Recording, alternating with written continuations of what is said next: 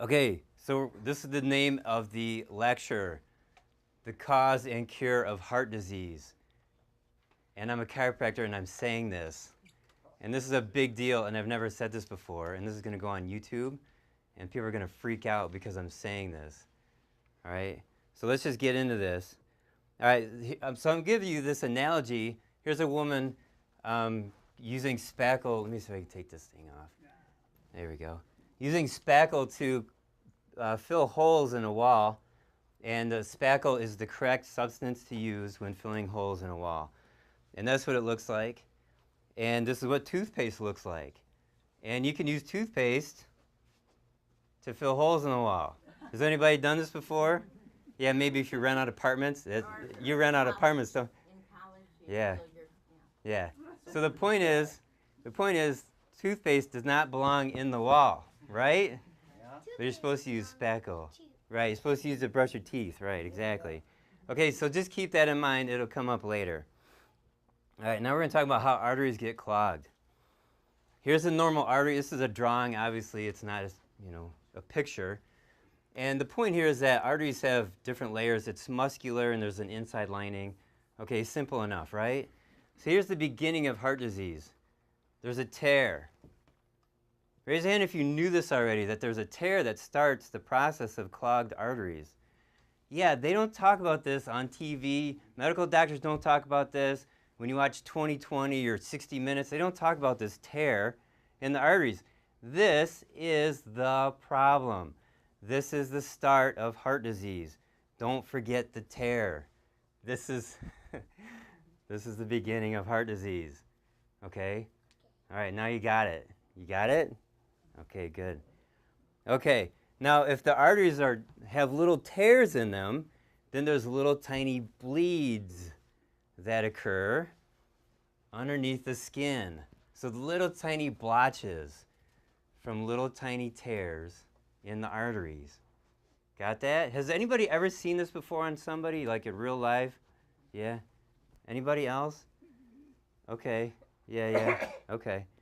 Here's another example. This is more pronounced, like right there and there. But I've seen this many times. I've seen heart disease patients where they pull up their pant, their long pants like this, and this is what shows up. So I've seen this quite a number of times. Here's another picture of bleed in the teeth. Okay. Now it's kind of below.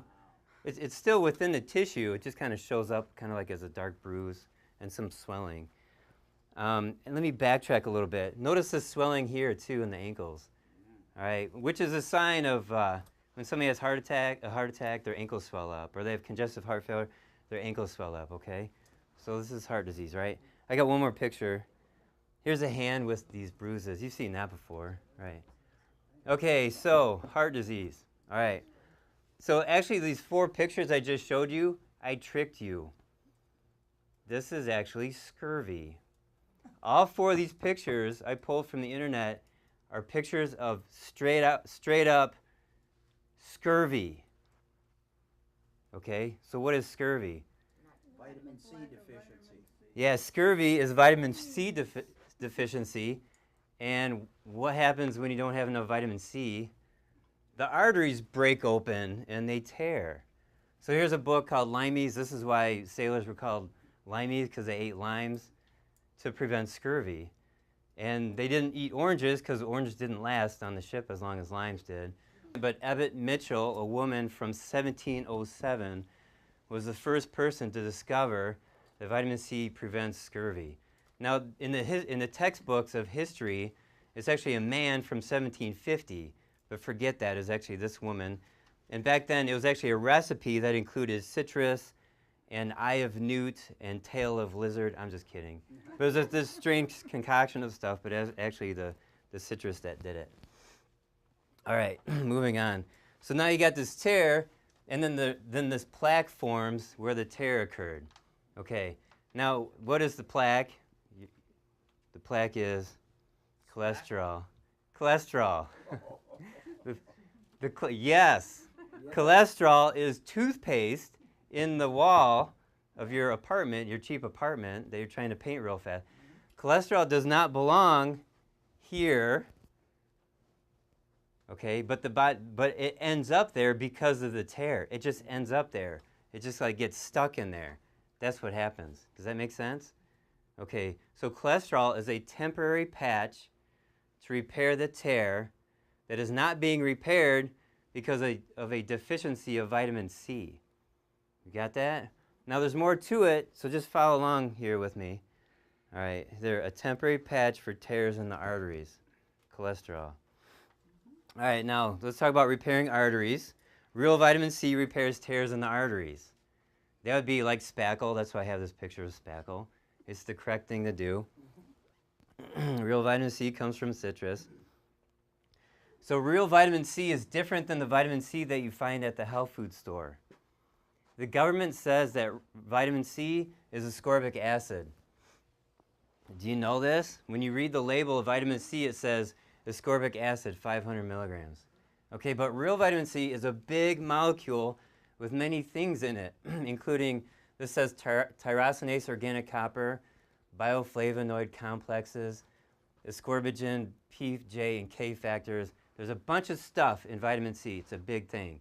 Here's another illustration from another author. It's the same words and stuff. But notice the ascorbic acid is actually this protective outer layer. So ascorbic acid is an antioxidant. That's all it is. Antioxidant. It's against oxygen. It's against rust. It prevents rusting of the cell. Oxygen, you know how oxygen rusts a car? Yeah, so ascorbic acid prevents this from oxidizing or rusting, if you will, or aging. So it's just the protective layer. Does that make sense? Okay, now our government tells us that ascorbic acid is vitamin C, but it's not. Okay, that's a completely misunderstood concept, and I want to call it fraud. And everybody's been duped. I went to a seminar back in the late 90s, and this cardiologist, he's a great man, he's in Toledo, and he was saying that vitamin C repairs arteries and reverses heart disease. And I was attending his seminar, and I was like, wow, that's really cool. I'm new in practice. I just learned something very valuable. For the next 11 years, I never saw it work. I saw heart disease patients taking vitamin C, and they still had heart disease. And so ascorbic acid just doesn't work. Now it's an acid, so when somebody has a cold, they'll take ascorbic acid, their body becomes more acidic, and the pH change kills the virus. Okay, that's what ascorbic acid is valuable for. It's just short term. It's a chemical. It's not a food. Okay, I'm going to move forward. Here's the example of the car with the antioxidant protective coating around it. Now, if I gave you a bucket of paint, and I said, drive this to the grocery store to buy something, you'd be like, well, this doesn't work. This is a bucket of paint. Well, the government says it does work. The ascorbic acid does work, but it doesn't. It's all this stuff going on inside the whole food vitamin C. All right, so we're looking at synthetic vitamin C. It's simply this molecule, ascorbic acid. Now, this author or illustrator has it correct. He or she labeled it correctly. This person labeled it incorrectly, and they call it vitamin C molecule. This is straight out of off of a website. So this person is confused because the government says that this is vitamin C, but it's not. Okay, you get this idea now? There's real vitamin C that heals up arteries and other tissue. Then there's ascorbic acid. So you can look at a label on a vitamin bottle. It says 1 chewable tablet, vitamin C, and then notice in parentheses, as ascorbic acid and sodium ascorbate. Anytime you see that ascorb, that's just the chemical. 500 milligrams, meaningless, completely meaningless. Okay? Notice too, the next ingredient, sugar. Yeah, fructose. Here's another one, 1,000 milligrams. It doesn't even say as ascorbic acid or as ascorb, whatever, ascorb something. It doesn't even say it here. 1,000 milligrams and this percent of daily value. Again, this is just synthetic vitamin C, and it doesn't do what it's really supposed to do. All right, again, just as a recap, here's whole food vitamin C. It's got ascorbic acid, this quantity, and this is called rutin, bioflavonoids, P, J, and there's actually the P factors. and all that stuff. So it's a big complex with lots of stuff in it. Okay, so the bottom line is if the arteries are healthy, plaquing doesn't occur. So I'm going to like illustrate this. Here you have the artery, and blood's rushing this way, and you got these little micro tears in the artery. You take in whole food vitamin C, and it heals up the artery. Whole food vitamin C acts like glue to keep the tissues together. Okay, now there's no cracks in the artery, and the blood just flows right by. Did I lose anybody yet? Everybody's got me? It's so simple. It's actually very, very simple and easy. Okay. So the question here is how do we get vitamin C to enter into the cells so that the C can repair the cells?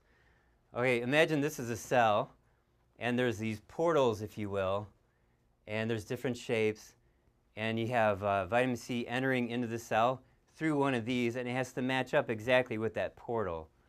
Got it? Easy. Okay? It took me 11 years to figure this out, by the way. And they don't teach it anywhere. It's not taught anywhere. I did figure this out. All right. Here's the kicker. Sugar enters the cells in the same way as vitamin C does. Got that? So imagine like this is the way vitamin C enters. Sugar enters in the same way. Okay, now follow me on this one. In the presence of sugar, vitamin C never enters into the cell to heal it. Sugar always wins. So sugar and vitamin C are trying to get into the cell at the same time. Sugar always wins. Yeah.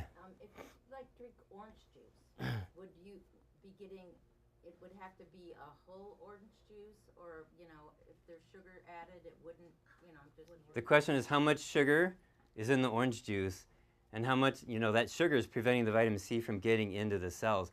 So notice that sailors, they didn't drink orange juice. They ate limes. The point is, fruit juice has as much sugar as pop does. Yeah. So it could be just as bad.